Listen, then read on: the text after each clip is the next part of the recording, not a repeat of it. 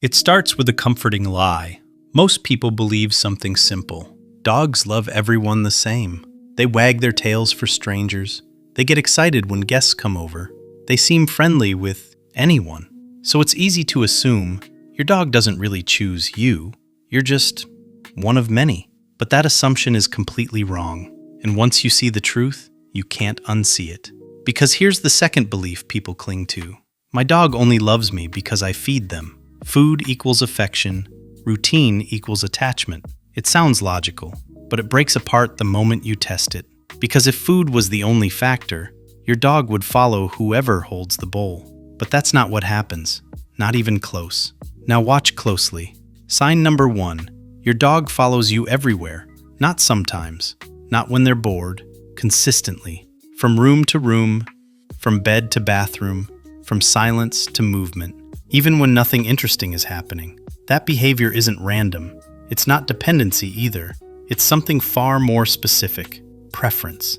Out of everyone in the house, your dog chose you as their reference point, their anchor, their home base. Now it gets more intense. Sign number 2. Eye contact that lingers. Most animals avoid prolonged eye contact. In the wild, it signals threat. But dogs do something different. They look at you and hold it. Soft eyes, relaxed body, no tension, just connection. And this is where things quietly shift from behavior to biology. Because that moment, it's not just a look, it's a chemical event. Now here's the part almost nobody notices. Sign number 3. Your dog checks on you, randomly. You're working, scrolling, doing absolutely nothing important. And suddenly, they walk in, pause, look at you, then leave. No demand, no barking, no obvious reason, just a silent check-in. Almost like they're asking, "You okay?" That's not training. That's not habit. That's awareness tied to emotional attachment. And it reveals something subtle but powerful. Your dog is tracking you, even when you're not engaging with them. And when you combine these 3 signals, following you, holding eye contact, checking on you, you start to see a pattern forming, not of obedience, not of routine, but of something much deeper, selective emotional bonding. And we're just getting started. At this point, it's tempting to simplify everything, to say, they follow me because they're used to me. They look at me because I give them attention. They check on me because it's routine. That explanation feels safe, predictable, but it's also incomplete. Because these behaviors don't just come from habit, they come from something wired much deeper. Let's sharpen this for a second. If your dog truly didn't care who you were, they would distribute their attention evenly, but they don't. They prioritize. They track one person more closely. They react faster to one voice. They settle more easily next to one presence. And if that person is you, that's not coincidence. That's selection. So here's a simple way to test it in your own life. Leave the room quietly. Don't call them. Don't make noise. Just disappear. Then wait. Does your dog notice? Do they get up and look for you, even when there's no obvious reason to? Because if they do, that's not dependency. That's emotional mapping. Your presence isn't just familiar, it's important. And here's something subtle most people miss. When your dog finally finds you again, watch their reaction. It's not always explosive. Sometimes it's quiet. A slower tail wag, a relaxed body, a soft exhale. Almost like tension just releases. That moment matters more than excitement because it shows something deeper than joy, relief. Now let's connect this to science, because what you're seeing isn't just behavior. It mirrors something very specific in human psychology. Researchers studying canine behavior found that dogs form attachment patterns nearly identical to human infants. Not metaphorically, structurally. In controlled experiments, dogs were placed in unfamiliar environments with their owners. Then the owners left. And what happened next was striking. The dogs showed clear signs of stress, restlessness, reduced exploration, heightened alertness. But when the owner returned, everything changed. They calmed down faster. They explored more confidently. They stabilized emotionally. This is known as the secure base effect. It's the same pattern seen in babies with their mothers. Meaning your dog doesn't just like you. They use you as a psychological anchor to navigate the world. And now the question becomes sharper. If your dog treats you like that, Do they treat everyone else the same way? Or are you different?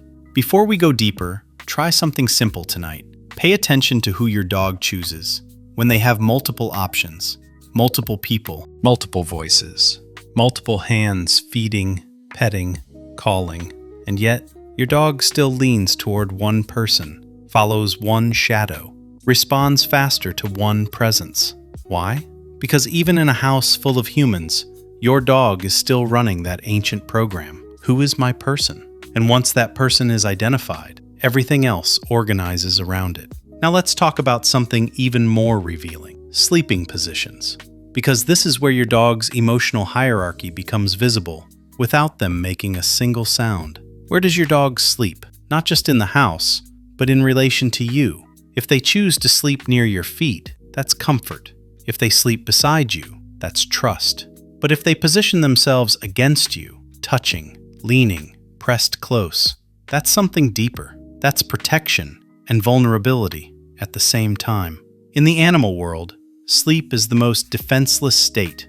No awareness, no reaction speed, no control. So animals only sleep deeply, where they feel completely safe. And if your dog consistently chooses to sleep closest to you, closer than anyone else, that reveals their internal ranking system. Not in dominance, but in emotional security. You are not just familiar, you are their safest place.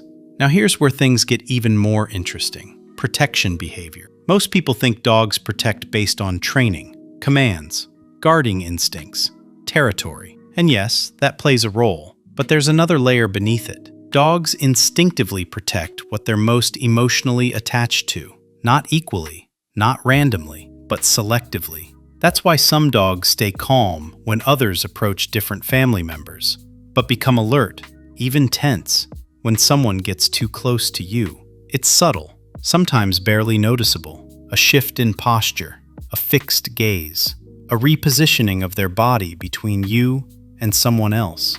They're not reacting to danger, they're reacting to priority, you. Now let's address something people debate all the time. Do dogs feel jealousy? It sounds human, almost too human. But behavioral studies suggest something surprising. Dogs do show signs consistent with jealousy-like responses. For example, if you suddenly give attention to another dog, or even an object, your dog may push in between, demand attention, interrupt physically, not out of disobedience, but out of disruption. Because in their internal map, you are not supposed to be shared equally. And if you've ever seen your dog react like that, you've witnessed something important. They're not just attached to you, they're invested in you. So now the picture is clearer: following you, watching you, sleeping near you, protecting you, competing for your attention. These are not isolated behaviors. They are pieces of a single pattern. Your dog didn't just bond with a human, they bonded with you specifically. And we're about to reach the part most people never consider. Because what happens when that bond changes? Now we reach a question most people avoid, not because it's complicated, but because it's uncomfortable. What happens when your dog suddenly changes? The same dog that followed you everywhere now stays in another room. The same dog that watched you constantly now barely makes eye contact. The same dog that slept pressed against you now chooses distance. Most people explain it away. They're just tired. They're getting older. Maybe they're bored. Sometimes that's true. But sometimes it's something else.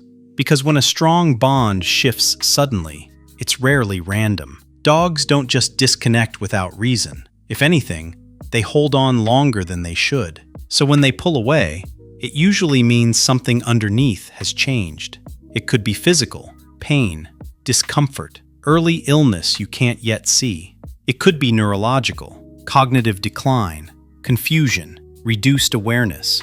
Or it could be emotional, stress, environmental change, a disruption in routine that affects their sense of safety. And here's why this matters. Because the stronger the bond was, the more noticeable the shift becomes. So if your dog once chose you constantly and suddenly stops, that's not something to ignore. That's something to investigate. But here's the other side of this, the side almost nobody talks about. Even when your dog becomes quieter, slower, less expressive, that bond doesn't disappear. It changes form. Instead of following you actively, they stay closer in stillness. Instead of staring at you, they rest facing your direction. Instead of demanding attention, they simply exist near you, less obvious, but not weaker. And if you look closely, you'll still see it. Now step back for a moment. Look at your life. Your world is large. Work, friends, phones, plans, distractions. You divide your attention across dozens of things. People come and go. Priorities shift. But your dog? Their world is much smaller, much simpler. And in that world, there is usually one center, one constant, one being they orbit around. You. Not because you're perfect, not because you're always there, but because, over time, through thousands of small moments, you became their safest place, their reference point, their emotional anchor. And here's the quiet truth that changes everything. Your dog didn't choose the softest bed, didn't choose the warmest corner, didn't choose the easiest option. They chose you, not once, but every single day. And maybe the real question isn't, does your dog love you more than anyone else? Maybe it's this. Are you the center of their world, the same way they've become part of yours? If this made you look at your dog differently, type 1 in the comments. Not for the algorithm, but as a small acknowledgement that you see them more clearly now. And tonight, when they walk into the room, pause, watch, because the way they look at you might not be casual at all. It might be the clearest answer you've been given. And if you thought that was powerful, there's something even harder to understand. Why some dogs will sit outside a store for hours, in the heat, in the cold, refusing to leave. Not because they're lost, not because they're confused, but because they're waiting for one person. In the next video, why dogs wait outside a store for hours, heartbreaking reason. You'll see a side of loyalty that most people aren't ready for.